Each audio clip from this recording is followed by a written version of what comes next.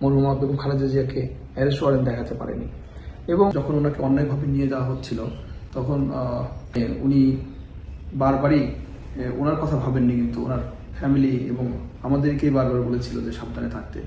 আমাদের প্রিয় নেতা, আজকের প্রধানমন্ত্রী জনাব তারেক রহমান, ওনাকে যে 7ই মার্চ রাতে অন্যায়ভাবে অ্যারেস্ট করা হয়েছিল।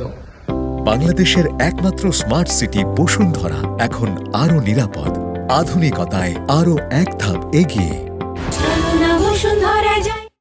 এটা একজন সাক্ষী হিসেবে আমি বলতে পারি, তারা যেভাবে অতর্কিতভাবে বাড়ি ঘেরাও করে তার রুম থেকে তাকে যেভাবে জোর করে বিনা ওয়ারেন্টে নিয়ে যায়, আমাদের প্রয়াত প্রধানমন্ত্রী জানতে চায় এবং তার অ্যারেস্ট ওয়ারেন্ট বারবার বলে দেখতে চায়, কিন্তু তার সামনে তার ছেলেকে যেভাবে নিয়ে যাওয়া হয়েছিল, তারা কিন্তু আমাদের গণতন্ত্রের মা মরহুমা বেগম খালেদা জিয়াকে অ্যারেস্ট ওয়ারেন্ট দেখাতে পারেনি।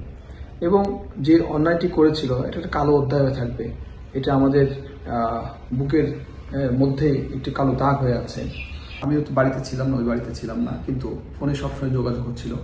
যখন ওনাকে অন্যায়ভাবে নিয়ে যাওয়া হচ্ছিল তখন উনি বারবারই ওনার কথা ভাবেননি, কিন্তু ওনার ফ্যামিলি এবং আমাদেরকেই বারবার বলেছিল যে সাবধানে।